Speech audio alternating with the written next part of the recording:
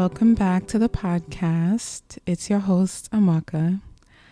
I hope you guys are doing well at the time that you're listening.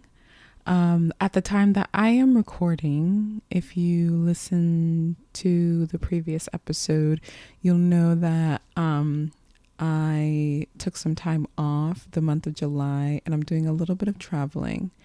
So if you listen to the last episode, you know that I recorded it in a little tiny house on a little farm in rural Maryland because I saw the cutest tiny house on Airbnb and decided to book it since it was less expensive during the weekday than it was during the weekend. And yeah, so I am here for 2 days. It's been just under 2 days. And I am leaving in a couple of hours. I have to check out by 11 and I'm recording this podcast within the 8 o'clock hour in the morning. So that's where I am still. I'm still in the tiny house. I have a few hours left. I'm going to check out and then make my way to Philly, which is my next stop for my kind of staycation solo trip. So yes, how has this day been here? It has been productive and it has given me some time to kind of really think about what I want to do for the rest of the year. I've had some moments of frustration, some moments of overwhelm, some moments of doubt, but we're just going to keep pushing forward. We're just going to keep going. Because ultimately that's the most important thing, regardless of how I'm feeling, regardless of how high my confidence may be in the moment, regardless of how I think what I'm doing is silly, regardless of how I think maybe none of it is making a difference. I have all these thoughts in my head. Sometimes I'm like, what am I doing? Is anything going to come from this? And, I think about the reasons why I'm continuing to do this. I think about the reasons why I continue to record this podcast and put out this content. I think about the essence of it, my love for reading, my love for mental health, wanting to share my thoughts, hoping it resonates with somebody out there. When it comes to the mental health content, hoping that the information I share is helpful to someone out there. And with that, I keep going. I think about the people that have told me, I loved this episode and you are really knowledgeable in this space and you're so vulnerable and you really are great at just breaking down how you think and what thoughts come through your head and all this stuff. I think about that and I'm like, okay, well, we got to keep going. And I was thinking about this morning, even if I wanted to stop recording and posting for this podcast, I don't think I could. I think I am beyond the point of quitting. And I don't even know why I'm laughing for real, but I think I am at the point with this podcast where if I decided to stop, I would not be able to live with myself. Because even apart from wanting to kind of build a base of listeners who enjoy the content, at the end of the day, I'm doing this for me. I'm doing this for me because very, very, very, very few things in my life have I embarked on by myself with no external accountability and have continued it by just continuing, by not stopping. I have to say that the support of very close friends and family is also encouragement and motivation that has helped me keep going. And I guess in a way, a degree of accountability too, because they would notice if I stop posting and they would ask me, what happened. And if I don't have a good reason, that would personally be embarrassing to me on my part. So outside of the couple of people who have talked to me personally about listening, it's me deciding to do this. It's me moving past the novelty of this new project and continuing to stay steadfast and still recording, still producing, still editing, still posting on my schedule that I have deliberately made. And, amidst any setbacks or slowdowns or seemingly not making any progress, like still doing it. Like, this is the only thing in my life that I have started on my own outside of anything like career related that I have done for myself. And I think about also too, not to get too morbid, but I think about too how hopefully having 1 or 2 kids in the future. And, when I am no longer here, my kids and my family that I've left behind will have my voice on tape, and my life experience, as much as it is applicable to their lives at that time, if they wanted to get some insight from me, they still could after I'm gone. So I hope that does not sound too crazy, but that's also another reason why I keep going. I think about the kids I want to have. I think about the younger generation, and I ultimately see this as my way to contribute long term.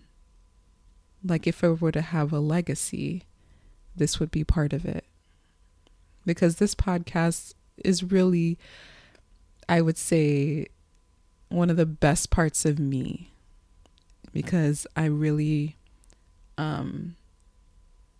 try to come to this space. I really consider it sacred.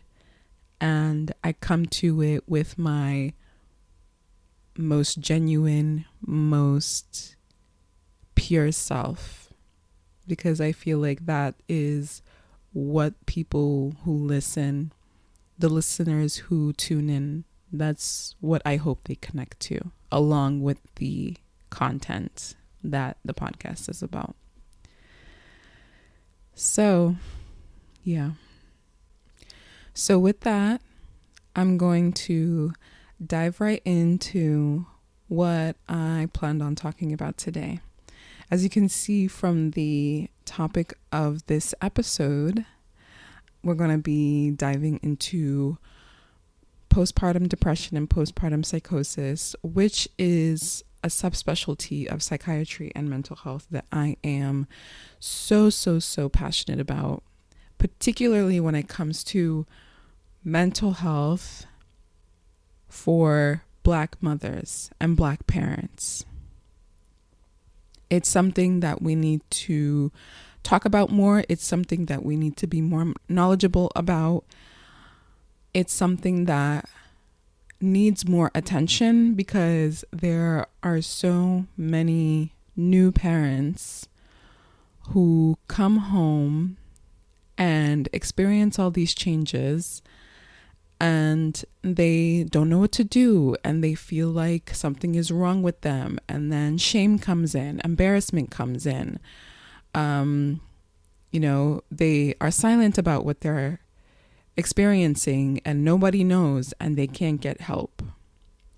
So I want to talk about this, if not for folks who are listening, for folks who are listening who know someone who could benefit. Because we need more people like me talking about this for us.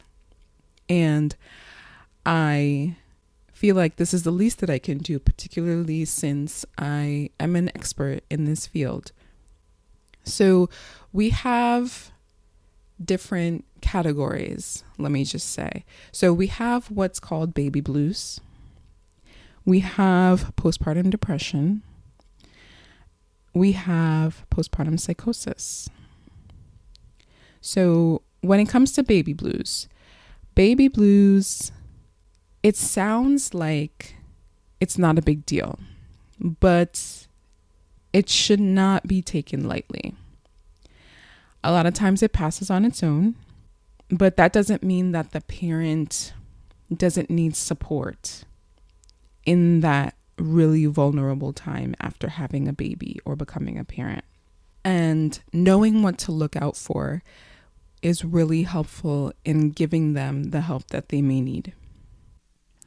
So when it comes to baby blues, first I want to say that about 80%, statistics say that 80 to 85% of new parents, we're talking mothers in this case, will experience baby blues after having their kid.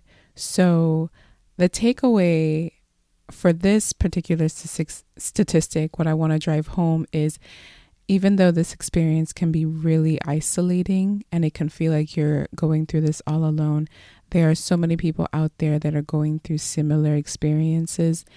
And if you want to reach out and see if there's anyone else out there who is on a similar path, journey, having just had a child, and you're looking for community, it is out there. It will take a little bit of effort to find it, but at the end all be all is that you are not alone, because many more mothers experience baby blues after childbirth than not.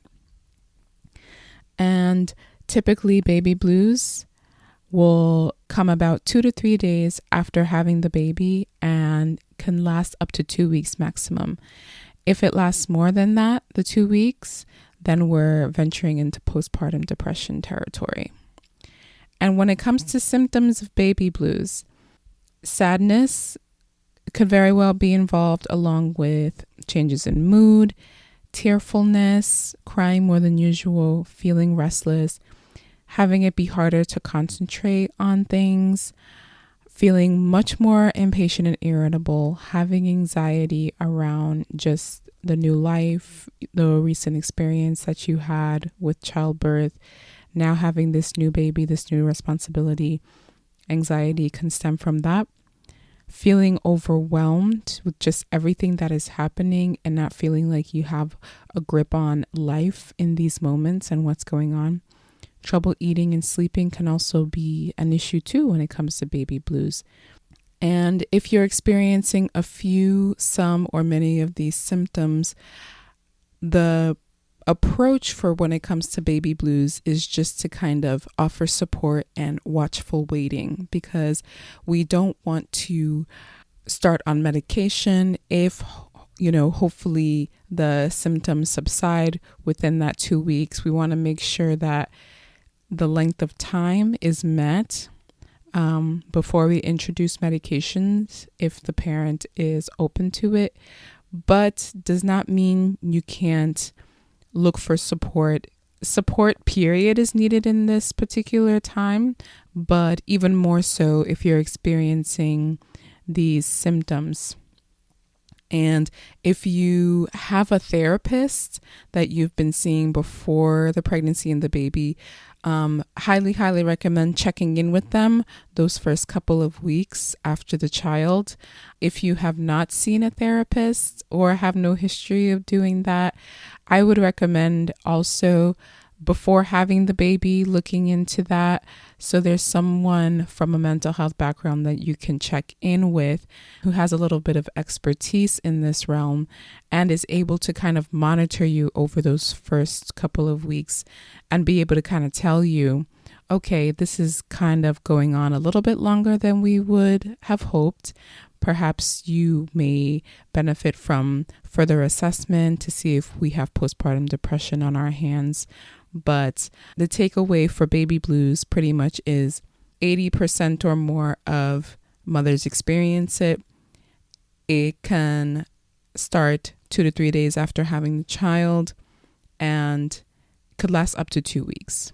If it lasts more than 2 weeks, we are considering postpartum depression being the issue that we are dealing with at that point. A lot of new parents will come home and kind of having in mind the experiences that they've seen, whether it's by their social circle or the media, what they see on TV, what they see on social media.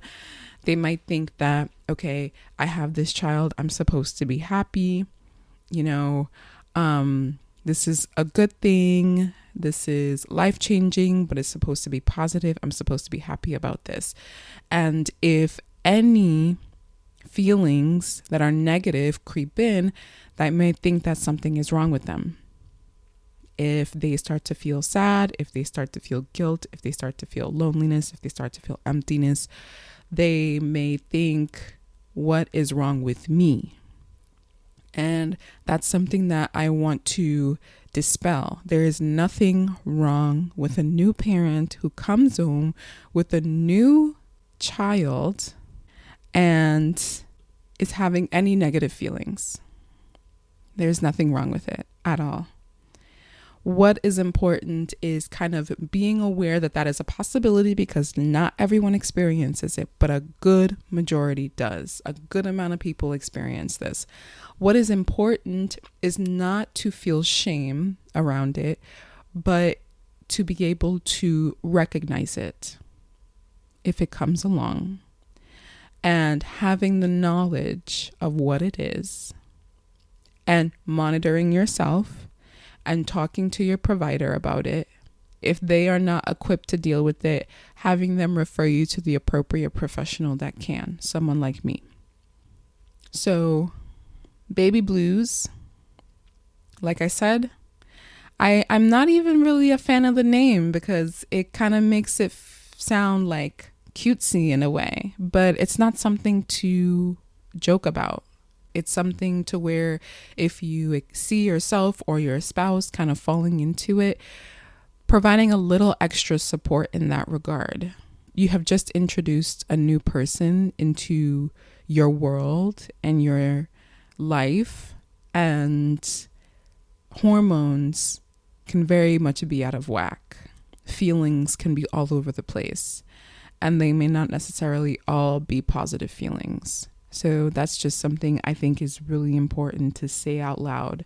First and foremost, if you're having negative feelings around having children, whether or not you wanted them, whether or not they were planned, just because you planned the pregnancy, having the child, does not mean that you are immune to having negative feelings around it. It is a big life change. And with any big life change, you're going to need to adjust. If you birth the baby, you're going to need to adjust physically. You're going to need to adjust mentally, emotionally, and that's not going to be a linear journey. That's going to be a journey that takes many different twists and turns, and they're not all going to be twists and turns that are positive ones. So diving deeper into postpartum depression. Postpartum depression is diagnosed typically if baby blues intensifies and spends a longer amount of time. And the time between diagnosing postpartum depression versus baby blues is 2 weeks. If you are still feeling sad, if you are now feeling hopeless, if you're also feeling empty, which I mentioned under baby blues, if you're feeling inadequate, like you are not up to task, if you're having feelings like that for more than 2 weeks, definitely seek out help. Reach out to your primary care provider. If they're not able to help you with what you're going through, ask them to refer you to someone who can. A mental health professional, a psychiatrist, a psychiatric nurse practitioner, anyone who is licensed to properly evaluate you in this way, and if need be, prescribe you medication or recommend therapy. It is important because postpartum depression that goes untreated, unchecked, can really interfere with the life that has been already turned upside down, and you are trying to get your bearings and adjust. It can prevent yourself from reconnecting with yourself and kind of getting back to who you are. It can prevent you from building your bond with your baby and, trying to build that connection from the time of birth. And according to the Morbidity and Mortality Weekly Report, 1 in 9 mothers experience postpartum depression. So with episodes like these, I really like to give statistics because a lot of mental health stigma is feeling like we are experiencing this alone. And if I can do one thing with these type of episodes, it is to drive home that a lot of people experience mental health issues and challenges at some point in their life. Rarely has someone not experienced any type of mental health challenge, whether it's a short bout of depression, whether it's a little bit of anxiety, whether it is something more serious, whether it's, hypomania or PTSD. Like, there are so many people out there who are like you, who might be going through this, and you are not alone. You're not alone. So in this case, I wanted to also include a statistic, 1 in 9, and it's likely higher because a lot of these new parents do not report what they're experiencing because they may not think it's something that is worth bringing attention to. I would venture to say it's higher, but according to this reference, 1 in 9 parents, in this case it mentions mothers, experience postpartum depression. And if you have had major depressive disorder, which I have done an episode on, you run the risk of having postpartum depression. Some of the symptoms are similar, so that risk is there. And just to recap again from what I just said, having feelings of overwhelm, feeling like you're not equipped to handle the task that is in front of you. And the task is taking care of this baby, feeling restless, feeling moody, crying, tearfulness, crying to a point where it can vary. The degree of tearfulness can vary. But if you're not really a crier and you can't go a day now without crying, that can be a symptom too. If you're having thoughts of hurting yourself or your baby, that is a big red flag, and that means you need help. If you're having feelings of disinterest towards your baby, if you're feeling disconnected from your baby, if you're feeling like they're not your baby, these constellation of symptoms, if you are experiencing them as a new parent, warrant more attention from a licensed healthcare professional. And the sooner you're able to pinpoint, I'm feeling this way. Oh, this is not something I can consider typical. I might need to get some help. I might need to reach out to my doctor or my midwife. I might need them to refer me to someone who can help me handle this. The sooner you're able to do that, the better off you will be in the long term. Also, too, these can be symptoms of postpartum depression. Having little to no energy or motivation. This is also a symptom of major depressive disorder. Eating too much or too little. Sleeping too much or too little. Trouble focusing or making decisions. These 4 symptoms that I have listed are also symptoms of major depressive disorder. Memory issues, feeling worthless or guilty, feeling like you're a bad mother, losing interest in activities you used to enjoy. It's one thing to feel like you don't have time to engage in those activities, especially in those really fragile, delicate first months. But it's one thing to want to do it but not have the time. It's another thing to just lose complete interest altogether. And that's something that would be a sign as well. Withdrawing from friends and family, not wanting to talk to anybody. And I think that this one needs to be parsed out a bit, because I personally think you come home from the hospital with your child. You may not want family and friends to descend upon the house as you are trying to get adjusted. That is fine. That is fine. There's nothing wrong with that. But knowing the difference between wanting some time for yourself in the beginning and then having friends and family join in versus not wanting to speak to anybody, like completely retreating inward in a negative way.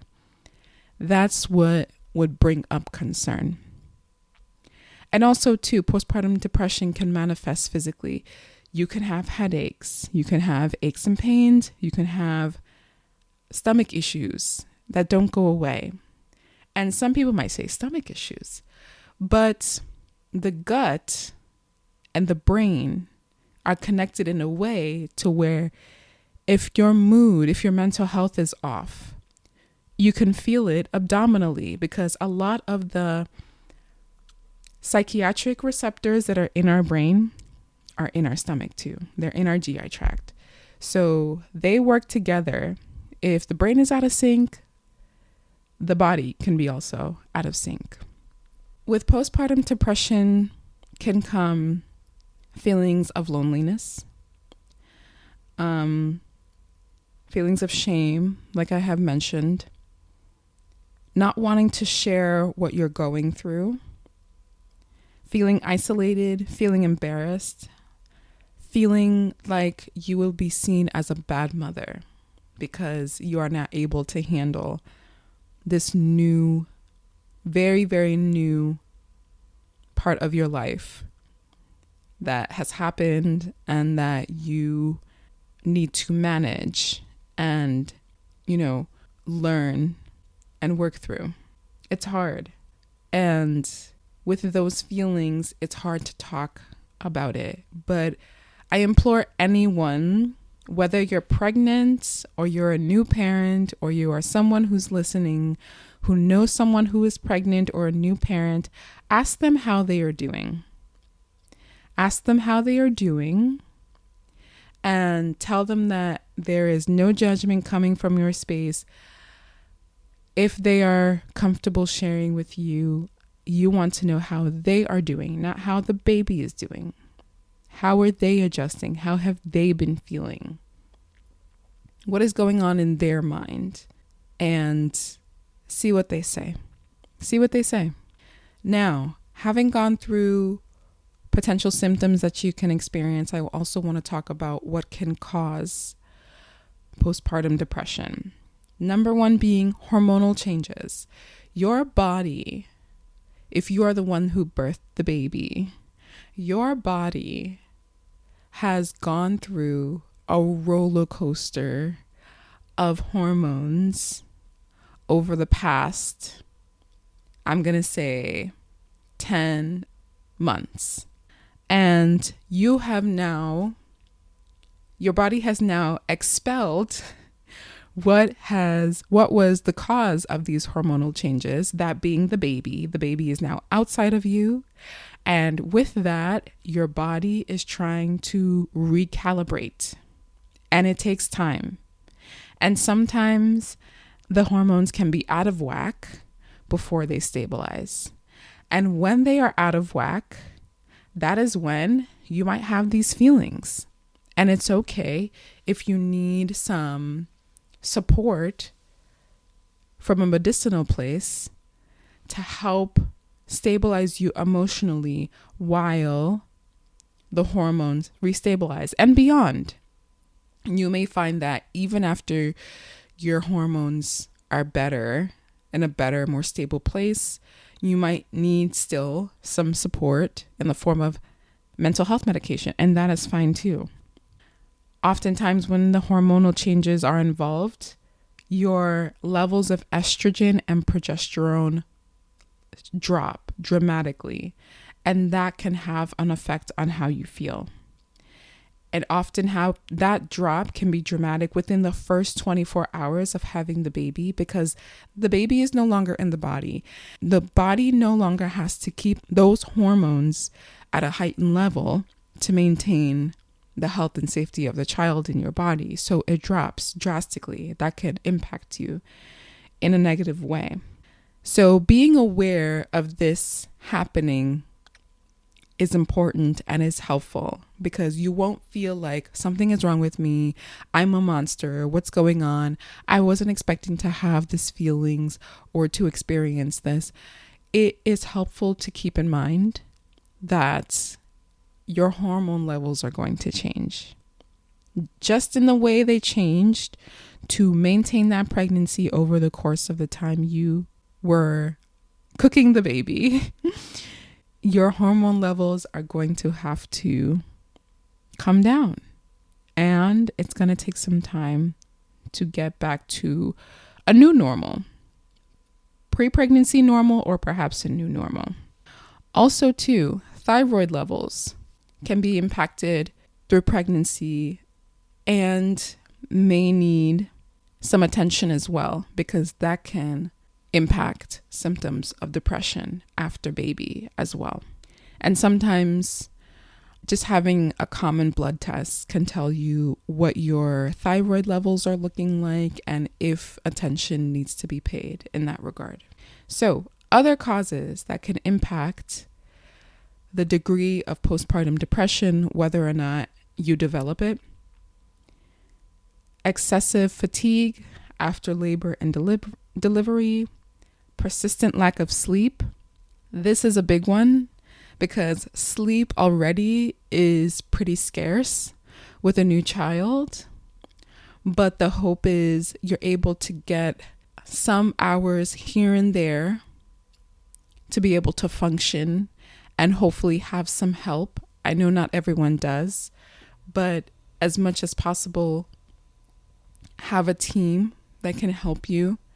Whether you're a team of 2 or 3, setting up a schedule in a way where you're able to get a little bit of sleep during the day and at night.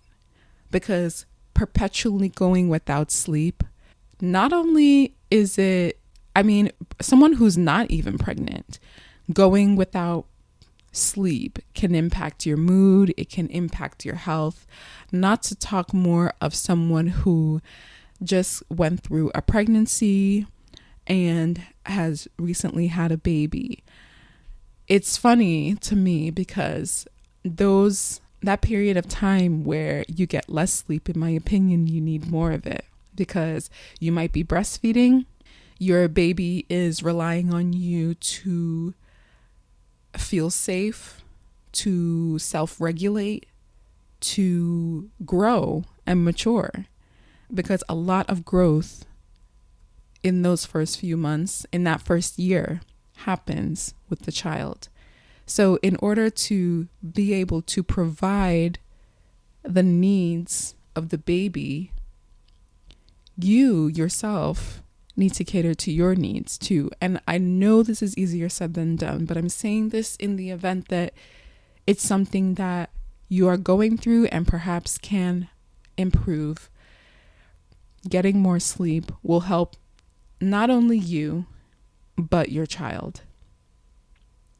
Like I said before, feeling overwhelmed can bring upon symptoms of postpartum depression. Feeling doubtful about your capability as a parent, stress around work or home can also bring about postpartum depression. A lot of people do not have the luxury, particularly in the United States, of taking prolonged leave after having children. And that can impact the parent a great deal. Not being able to stay home if needed because of work. If they're staying home, feeling like they need to keep up with maintaining the house, cooking, cleaning. This is also too where I say, if you can, have a team, have a support system, have, whether it's your partner, whether it's family that you don't mind having around during that initial delicate time, have some support. If you are privileged enough to where you can pay for it, do not feel ashamed of outsourcing your life in those first few months. I would say even up to like a year. Don't feel shamed. Don't feel ashamed. Don't feel embarrassed. Don't feel inadequate. If you are like, listen, I cannot deal with thinking about laundry right now. I cannot deal with thinking about cooking or meals right now. I cannot think about household chores right now. I am going to hire a maid. I am going to hire a meal delivery service. Whatever is going to make your life easier in that first year of being a parent, if you have the means to do so, please, please, please spend the money on it. I have heard stories and anecdotal, accounts of parents who have had this ability, and it has done wonders for their experience in the postpartum period. And now, again, I know everyone does not have this ability, but to the degree that you are able to lighten your load in those first few months, within that first year of being a parent, please do so. Please ask for help. Please don't feel like you are supposed to do everything by yourself. Please don't feel like you have to be Superman or Superwoman. Please tell people that you need help. And please do not feel less than for it. So this also ties into what I've been saying, having unrealistic expectations. And I think I'm talking particularly in the United States. There is an unrealistic expectations on particularly mothers on being able to do everything. You have just had a baby. You're still expected to keep up the house. You're still expected to cook. You're still expected to take care of the other children if this is not your first child. And it is not reasonable. It's not realistic. And it sets up new parents for failure. And it sets up new parents for falling into depression and developing symptoms like this. I will die on this hill. This is the hill I will die on. You do not need to please don't feel like you need to live up to these expectations. They are not realistic. And they set parents up for failure from the beginning, because we feel like we have to keep up with this. It's not realistic. And quite frankly, I don't know why it is the way it is. I have an idea, but I'm not going to get into it. It's just not realistic for new parents to keep up with their life as it was before pregnancy. You will need help. A baby is uncharted territory. As much as we may have kids around us, nieces, nephews, cousins, little kids, a baby of your own is uncharted territory. No matter how much you prepare, there's going to be a degree of unpredictability, and being able to say, I need help. There is nothing wrong with that. And you may even be surprised how much people want to help you, and how much people want to lighten that load for you. And you may not have felt that before. It might be hard for you. As I'm speaking, I'm thinking about, when that time comes for me having a kid, it's hard for me to ask for help, period, in life. So that's going to be a challenge for myself, but I am up for the challenge. So please do not carry those unrealistic expectations on you, because they will worsen what is already a challenging time.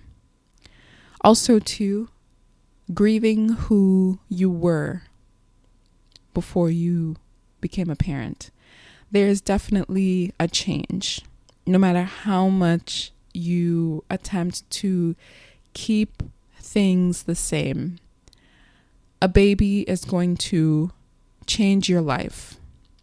And it is not wrong, or it is not, I would venture to say, it's not wrong to miss your old life. Having a little bit more unpredictability, having a little bit more spontaneity, having a little less structure. There's nothing wrong with missing it. But kind of dwelling and grieving and feeling like you have lost something can bring upon feelings of postpartum depression. Having less free time can also be a cause, because with the new baby can feel like your whole entire day revolves around the needs of the child. And that can take a toll too, not feeling like you can do anything for yourself. And also feeling less attractive, particularly for mothers who have gone through the bodily changes that are associated with pregnancy and childbirth. Feeling like you do not look like how you looked before pregnancy, feeling like you do not recognize yourself, not having kind of come to terms with your body physically, especially if, you kind of struggled with that even before, it can be amplified in this very delicate time. So I want to also talk about who is at increased risk of developing postpartum depression. I already mentioned having a history of major depressive disorder can be a factor. Also, too, not only you, but having a family history, anyone more so in your immediate family. It can go as far out as grandparents, aunts, uncles. Any family history of depression can increase your risk. Family history of bipolar disorder can increase your risk. Folks who lack support socially in the way of family or friends or hired help, pretty much anyone within your circle that can offer help to you with a new child. If you're pretty much on your own, that can increase your risk. Also, experiencing symptoms of depression during pregnancy can bring upon postpartum depression, because it is possible to be depressed while you're pregnant. And that can be a precursor to postpartum depression as well. Also, too, if you've had issues with previous pregnancies or childbirth, if you have had issues with the relationship from which the baby came from. So if there are, relationship dynamics between you and your partner that are troublesome or bothersome, that can impact your level of risk. If you are younger than 20 years old, if you have your child very young, that can be an increased risk. Any history of alcoholism or illegal drug use, having a baby with special needs, having difficulty breastfeeding, or if the pregnancy was unplanned or unwanted. So these are folks within these categories who have an increased risk of developing postpartum depression. So I want to talk quickly about what is the difference between baby blues and postpartum depression in a nutshell, because I've gone through a lot of information, and if I'm able to kind of distill it down when it comes to what differentiates the both of them, it is length of time. So a lot of the symptoms overlap, but the length of time does not. When it comes to baby blues, a lot of the symptoms of depression can present when it comes to baby blues: mood swings, feelings of sadness, loss of appetite, trouble sleeping, tearfulness, crying more, feelings of overwhelm. I'm not quite sure if I said that already. If those go away within the first 3 to 5 days, then that is characterized as having had baby blues. And hopefully with those subsiding, you're able to move forward on your journey in parenthood. If these symptoms last longer than 2 weeks, then you are entering the territory of postpartum depression. And also too, it's really important to mention that postpartum depression can surface anytime from 1 month, anytime from those 2 to 4 weeks to 12 months postpartum. So if you start feeling these symptoms 6 months after having the baby or 9 months after having the baby, that can be expected. Anytime from 12 months after birth, postpartum depression can spring up. So with that, I'm going to talk quickly about postpartum psychosis. While postpartum depression has a more mood-based presentation, postpartum psychosis, though rarer, has a presentation that is more consistent with bipolar disorder and potentially schizophrenia too. So postpartum psychosis is rarer than postpartum depression, but I think it's also still very important to talk about. It's a rare condition. 4 out of 1,000 mothers, although I would venture to say it's higher, may experience postpartum psychosis. Usually begins within the first 2 weeks after birth. And postpartum psychosis is considered a medical emergency. So if you were to start experiencing these symptoms, I would highly recommend you seek care right away. Your risk is increased if you have a history of schizophrenia or a history of bipolar disorder. So when it comes to symptoms, having auditory or visual hallucinations, this means hearing things that other people around you cannot hear, or seeing things that other people around you cannot see. That is what consists of auditory and visual hallucinations. Feelings of persistent confusion, rapid mood swings within several minutes. This can present as crying, then laughing, then sadness, then calm, all within a short span of time. Trying to hurt yourself or your baby. Feelings of paranoia, more specifically thinking others are out to get you or out to harm you or harm your baby.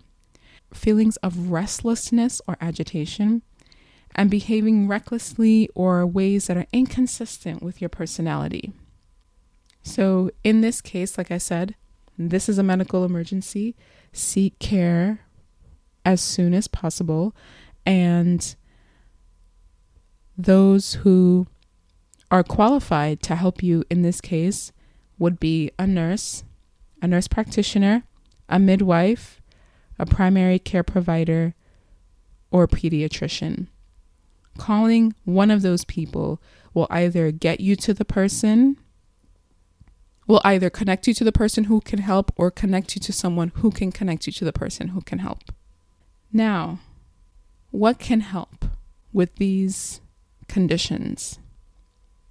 I did not want to end this episode without offering some suggestions of what can help in times like these. And like I said, this touches on a previous symptom or previous cause that can increase the risk. Resting. And I know it's easier said than done, but the more rest you can get, the better off you will be. Sleep is key. Rest is key.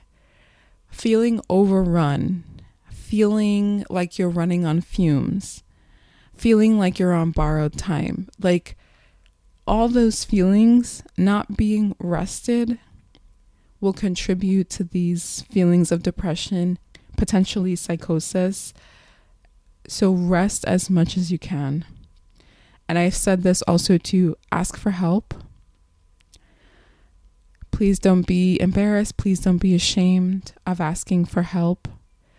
It can mean the difference between having or not having postpartum depression, or it venturing into the realm of psychosis. Taking time, even if it's 20 minutes in a day, even if it's 15 minutes in a day for yourself, just you, the baby is not around you, no one is around you, to do something for yourself that you used to do before you got pregnant and had the baby, that helps you feel like yourself again. So whether it's reading, whether it's writing, whether it's meditating, whether it's journaling, whether it's arts and crafts, whether it's talking to a friend on the phone, whether it's going out for a walk, whether it's baking, anything. And this is something that I have actually personally done for myself because, I do hope to have kids someday, and I have thought about what could I do in that postpartum period. I've actually made a list of things that I titled, "What will help me feel like myself after baby?" Because this is really important for me, and I want to put out there anyone who this might be helpful for too. Even if it's like, take 5 minutes, write on a Post-it things that will help you start feeling like yourself again after you've had the kid. Something that you can do within a 20-minute span. Maybe it's during a period of time where they're taking a longer nap that might last an hour, 2 hours.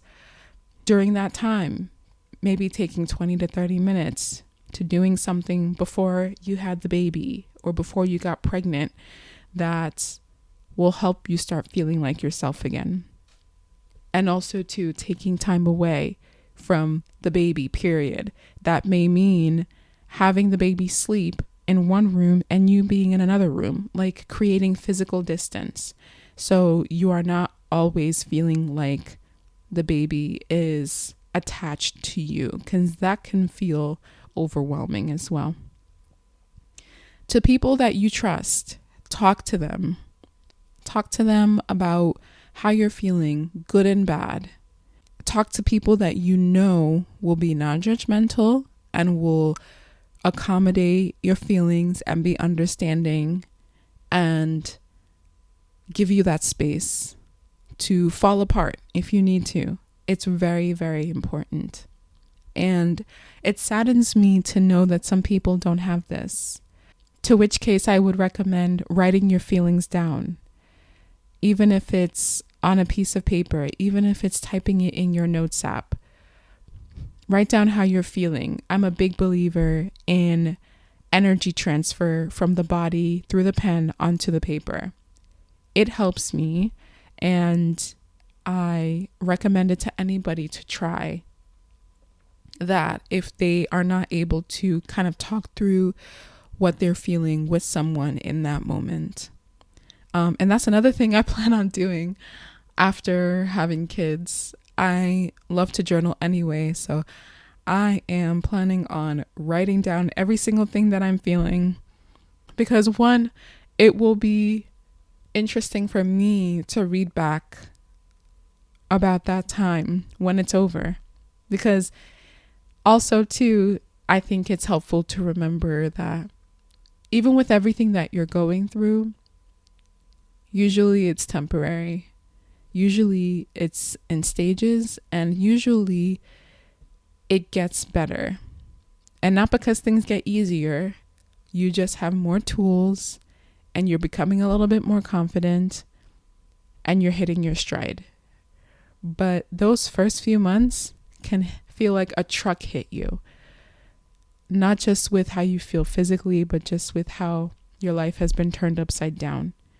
So with that, kind of having these in mind beforehand can be very helpful.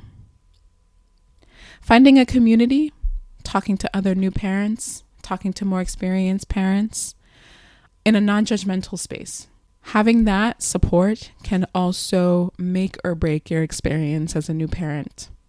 I'm in this community right now that is majority moms, but welcomes people who are not parents to learn. And I am learning so much already, even though I'm not a parent yet.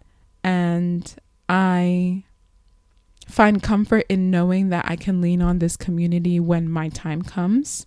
So whether it's in person or online, because we live a very digital life nowadays, if you have a community you can tap into, whether in person or virtually, that can make a difference as well. Also too, during the time of pregnancy and particularly postpartum, if you can avoid making any other major life changes, sometimes it's inevitable and you just have to do what you have to do. But if you can avoid moving or any other big decisions that can also kind of turn things around, make things more difficult, delay those decisions for sometime down the road where you have gotten your bearings a little bit with being a new parent and feeling like you can now handle that as well. I mentioned this before, but it is worth repeating. Anything that you can outsource in your life, please do. If you can outsource cleaning, if you can outsource meal prep, if you can outsource laundry, if you can outsource yard work, if you can outsource anything else, like do it. There's no shame in it. And you will be a better parent because you will not have to divest energy into those things. You can conserve your energy to recuperate and recover for yourself and give your baby the attention that they need. I'm also a big proponent of doulas. Doula services are really helpful. They are a professional, a non-medical professional who is well-versed in the pregnancy and postpartum space. They can be an advocate for you in the hospital. They can be very knowledgeable around a degree of medical, but very much less so, more so non-medical aspects of pregnancy and getting ready for baby. And also too, they can provide services for you postpartum. If you are in a position where you can have a doula for those first few weeks to months of being a new parent, take advantage of it. It can mean a world of difference with your experience as a new parent. There are doula services that provide help during the day. There are doula services that provide help at night, which can help you with getting the sleep that you need. There are doula services that provide household help, that in addition to helping you care for your baby, they help you keep the house going. They help with laundry. They help with cooking. They help with baby prep in terms of bottles. They help with cleaning. I'm not sure if I said that already. There are resources out there. Check if your insurance covers doula care. Check if you're able to afford it. If you're someone like myself who knows that they plan to have kids in the future, start saving for it, because unfortunately, particularly in the United States, doula care is not always covered when it comes to health insurance. But if you know that you want to have children 2, 3, 4 years down the line, you can open an account, set aside a place for a percentage of your income to go towards doula care, so that when you have the baby, you have the funds to help with that aspect of your postpartum recovery. So also too, I want to touch quickly on what can help from a more clinical place. Therapy postpartum can be really helpful. If you are someone who's already regularly in therapy, inquiring with your therapist or counselor about their expertise when it comes to pregnancy and the postpartum period, see if they can help you. If that's not where they can provide a source of support, see if they can refer you to a therapist who is better versed or more specialized in the field of pregnancy and postpartum mental health, because that can also be a big help, being able to have a standing appointment with someone who you can just talk to about how you're feeling, because you know it's a non-judgmental place. You can completely be transparent in a way that you know will never be used against you and will only hopefully give you more insight into how you are managing and adjusting as a new parent, and your therapist can guide you along the way.